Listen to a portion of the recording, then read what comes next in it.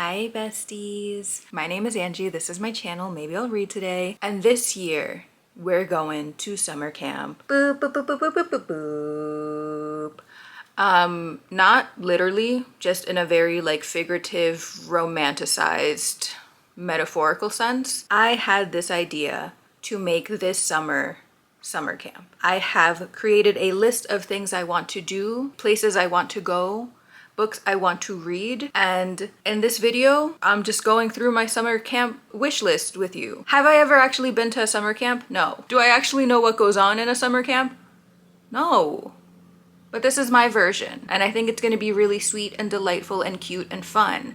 And that's what I want my summer to be. So I kind of broke down this list into like places to go, people to see, things to do, etc., etc. And we're just gonna go through that list by each category. I hope that's pretty straightforward and pretty cool for you. And also, this isn't just like self-indulgent for me. Like, I hope this inspires you to also like summer camp your life and create some fun activities to look forward to. Like, usually for me, summer is kind of like a blah season. Like, I love to wear shorts, I love to wear sundresses, I love to like not have to layer my clothing, but I never really have plans. And it's usually just like I'm in the heat and I'm bothered.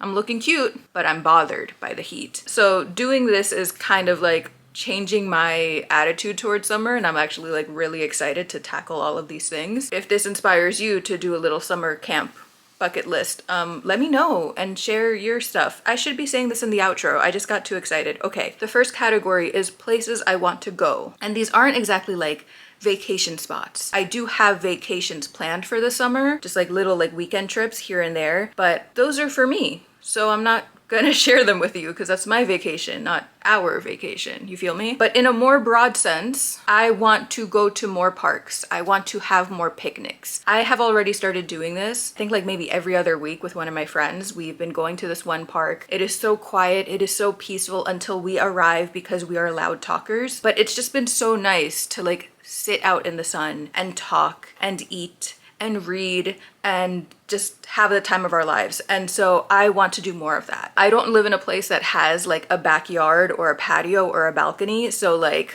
outside time is really important to me. Second general place I want to go to is more art museums. I was looking back on some of my videos the other day and I came across my most recent LA video, and I went to so many art museums then. And like it makes sense because I was playing tourist and I was hanging out on Museum Mile like every day of my freaking vacation, but I just like miss it so much. Like I just remember while I was there, and then also while I was looking back on that video, like just like all of the art that impacted me, and like it was so lovely and so exciting. And so I need to make an effort to go to more art museums. I literally think the last art museum I went to was when I was in LA, which was almost a year ago, so that's problematic of me. And then lastly, this is like the most specific of all of the things that I have listed here, but I really want to go to the Ren Fair this year. I've only been to the Ren Fair maybe once or twice in my life, but it was when I was very young and I didn't have any money, and so I was kind of just following my more rich friend and her family as they were like doing the archery and getting the turkey legs and getting the souvenirs, and I was just standing there like... So it's safe to say that my first couple of experiences at the Ren Fair weren't the most fun. You are severely limited when you're strapped for cash at the Ren Fair. Like, you can't even get a turkey leg, you can't even get a bottle of water. And as like a sub goal, as a sub dream for this plan, is that I also really want to dress up for the Ren Fair. I'm kind of a cottagecore girly, so I do have some dresses that could work at a Ren Fair. All I'm really missing is like a corset. I'm on the hunt for one and I don't really know where to look. So if you have any recommendations for like affordable corsets, let me know. Preferably not on Amazon because I don't like to shop on Amazon unless I absolutely need to. If you have any other recommendations, I would greatly appreciate it. So moving on to like my more crafty goals, I really want to learn a new knitting skill. I have in my notes that I either want to make pants or a dress or learn how to do cable work or color work. I think making a pair of pants or a dress is like a little bit of a big goal for me because I still struggle making tops, but it is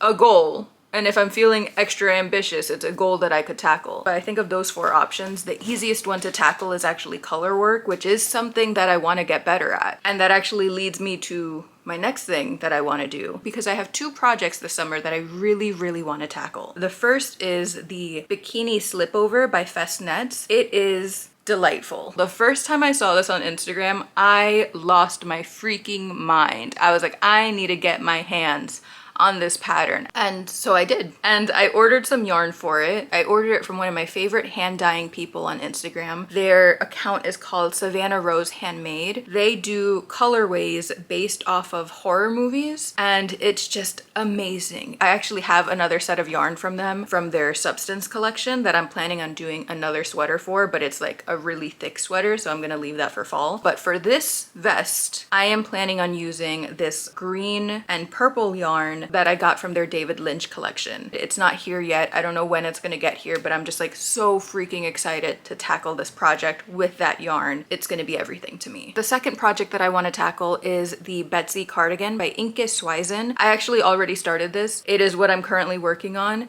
It is low-key the bane of my existence. I didn't know that a cardigan was going to take so much time, but it makes sense why it's taking so much time, because it's like one piece. It's like raglan kind of, which is gonna look amazing when it's done, but it means that I have to purl for like over 200 stitches at a time, and my hands are killing me, which is why I don't have like an individual video that's like, here's all the things I'm gonna make in summer, because like the Betsy cardigan is taking so much of my time and energy. There's no point in even pretending that I'm gonna be able to make 6 different things this summer. And then the last crafty thing I want to do is watercolor. I used to do watercolor a few years ago, and I just stopped. And I don't remember why I stopped, but I stopped. And so I really want to make an effort to get back into it. I think I'm gonna start with like a bunch of still life stuff of just like shit around my house, and I think it's gonna be really lovely. I don't even care if it looks good. I think that's actually the reason why I stopped. I think I got too in my head about making it look good. I'm so over that. I just want to be able to paint. I just want to create something. I just want to be silly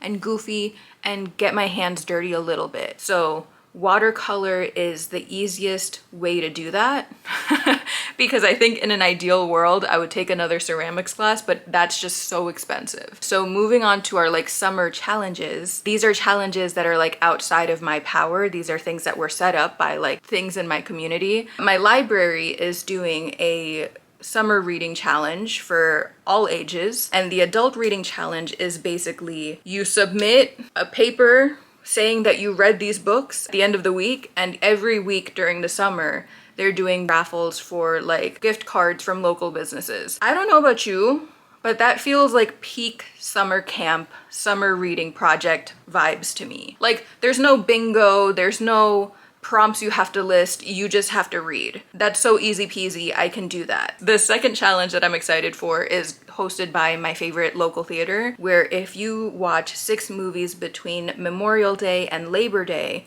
you get a prize by the end of the summer. And also you get invited to like a special movie screening. And I don't know about you, because you're not doing the challenge, you're not invited, but I got this.